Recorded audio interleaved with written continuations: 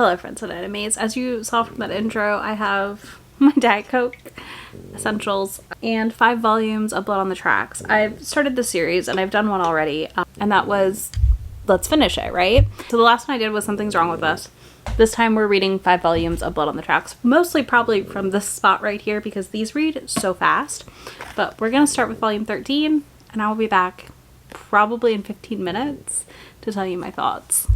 This is going to be lightly spoilery probably also. I'm going to give you that caveat. I'll try to keep it as spoiler free as I can, but I'll let you know when spoilers are incoming.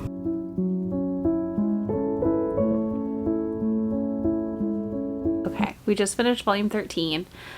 This is our entry 20 years after our events in volume 13 and volume 12. This is an emotional one. I do want to give a very big content warning here for death of a parent on page and hospital stuff. There's that. But Seichi, our hero, is trying to live life, kind of. Definitely still dealing a lot with the traumas of what he went through as a child. And then also talking to his dad still, who's just, the poor man is trying to do his best for his son. And yeah, we go through a really traumatic thing. And he ends up back home to deposit something there. I feel like you can piece together kind of what's happening. I'm trying not to fully spoil this one. So he ends up back home, girl from the first chunk of the series. I cannot remember her name, but y'all know. So volume 13's done. That took me like 15 minutes. So I don't think this is going to be a very long one, but let's continue on with volume 14. I just finished volume 14. What the fuck? Here's my thing. This is why I've been nervous about the ending. And I know I've heard it's not terrible and I trust y'all. I do. But I am stressed at the reappearance of his mother, at her continued psychosis, I guess. These stress me out so much. And I need to talk about this part too. I feel like when you read Blood on the Tracks, it's very text light, but the art communicates so much about the story that's really fascinating to me to see. And I think it's really fascinating to see how, to think about what it would be like to go through what Seichi went through, to see what it would be like, you know what I mean? I think that the character study of this is really fascinating, and then the art, the way the art is communicating a lot of it to us is also deeply fascinating and really engaging to me as a reader. That's what I've liked about this series. It's kept me on the edge of my seat, and it continues to with 3 volumes left. That's wild. So he's fronted his mom her rent, basically, and getting her at her current place because he doesn't want her to live with him. And I know that's not going to go well. We know problems are coming. They have to be. There's no world they're not. So I'm really, really curious to see what happens in the next 3 volumes. But wow. I don't have ratings for any of these yet. I need to finish the whole series, and I'll probably rate the last 5 volumes accordingly. So far, most of the series has all been 4 or 5 stars though. And I'm not feeling any differently yet. We'll see. I do think also the way we get the illustration of our MC's nightmares and all that stuff is really fascinating, and the way that the cousin who died has been following him around as an adult, sort of haunting him, also deeply fascinating. So yeah, 14 is done. These are hefty. They're quick reads, but they're hefty volumes. This one was 250 pages, I think. Yeah, over 250-ish pages. So that's interesting as well. On to volume 15. I'll be back. This is fascinating to finish up. Okay, so volume 15. I'm dropping things. Seichi is with his mom because there's a tsunami. He went to go check on her and he ends up trapped there. They're staying the night. They're talking. They're comparing memories. We're learning a lot about her background, about her history, about why she is the way she is. And that has been fascinating. I'm very excited to pick up the next volume. So this is a speed update while I dive directly into the next one and see what the F is gonna happen.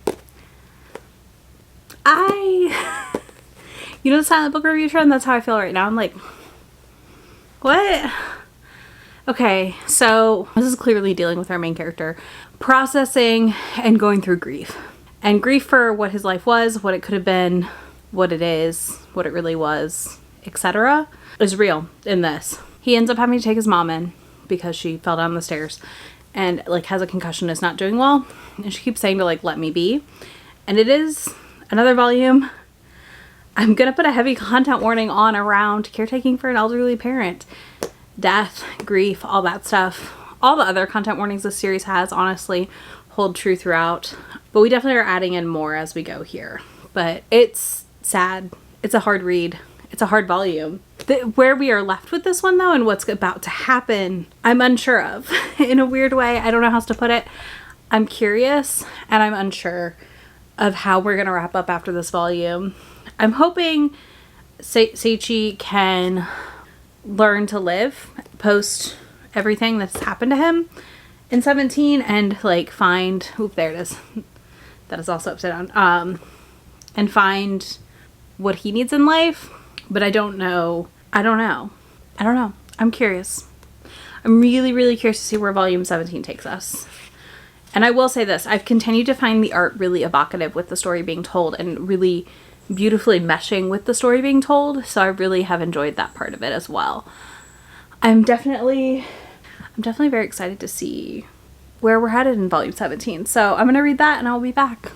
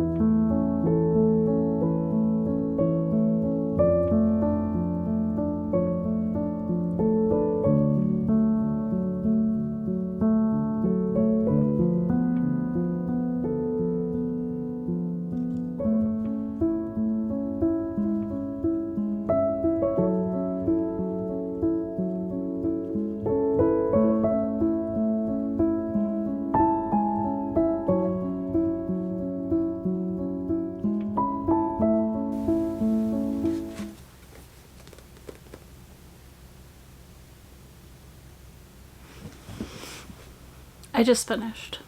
And that was more satisfying than I expected it to be. I don't hate the ending. I think there's a lot of thoughts I have that are going to be spoilery, and I'm going to just leave it at that. I don't hate the ending. If watching me read the last 5 volumes of this has you at all interested in the series, I definitely think it's worth picking up. Big content notes for, like, psychopath behavior, abuse, sexual, like, weirdness. I don't know what else to call it.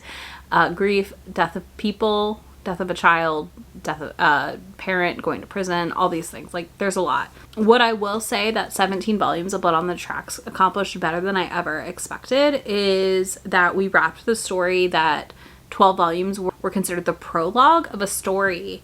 And the last 5 volumes, which are not the prologue anymore, it's supposed to be the main story, still delivered and still was good. And a lot of, like, time well spent as a reader.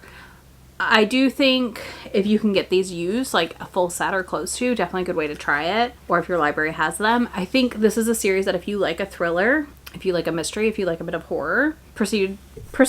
Give it a try. I don't think you'll be too upset with it. Beyond that, I feel like if you're interested in manga and you're wanting something where the art is definitely very evocative. Now, when I say that, I do, obviously, all manga and graphic formats, the art is essential to the story being told. There's no world that these aren't essential to the story being told. So I do recognize that and I realize that, but this feels like something that plays a lot with different art themes. Like, we have the book going from a lot of dark pages to light pages, the covers, same thing. Like, we went from these blue covers, we had red covers a lot in the prologue, to like this cover, which is very neutral, I would say. It was good. I do think it's worth reading. This is definitely a series that's going to sit with me, and I definitely will probably revisit at some point. But yeah, everything else is going to be spoilers, so if you want to jump ship, go for it. I'll have a timestamp down below to the outro if you want to get your emoji and all that stuff. But let's talk spoilers. I think one of the things I personally really connected with in this is the fact that this last half is heavily grief themed, and it's grief for what his life could have been, what his life should have been without his mother's abuse and crimes to an extent. And I think that's interesting. I think that's fascinating. I think the way he is haunted by his cousin is also really informative. The way, as we're reading through this in the different volumes and he sees his mother again, she is who she was when he was a mom, right? She's young and all these things. And then slowly his mind is able to see her in current day. And then he even holds vigil over her while she dies and is, you know, freed from it to an extent. I think that's really fascinating. I think the use of art in this is really, really interesting. I'm trying to find a panel that I feel like shows it. But anyways, there's towards the end of this volume, there's the art and then there's all these lines over it like it's raining or scratched out kind of. And I find that really fascinating. And then we fast forward to him as an old man, satisfied in life. And, you know, he thinks of his mother, but he doesn't remember her face. And that's such a real part of grief, right? And that's a real process we all go through when we lose someone. How long until we forget their face, their voice, etc. I mean, obviously this is set semi-current day, I believe. We did have the means sometimes to document people in a way that we can, like, they're there, right? Yeah, this is fascinating. I really liked this, and I think, like I said, I've not read as many manga that evoke as much emotion from the art and the bare minimum, no filler storytelling as Blood on the Tracks has. And I think that's part of why I love it, is a lot of stories, you know, have to use a lot of filler to get us there, and Blood on the Tracks is truly, there's not a moment that isn't essential to this story. There's not a moment, not a panel, not a thing lacking that isn't still delivering on the story and the premise of the story. And that's fascinating to me. So yeah, I think I'm giving this like a 4, 4.5 maybe a 5. I gotta sit on it. My brain's got a noodle on this. I'm not positive, but it might be a 5 with this final volume in a way I just didn't expect. So on that note, if you made it this far and you have read Blood on the Tracks, let me know what you thought of the ending with like as few spoilers as possible down there.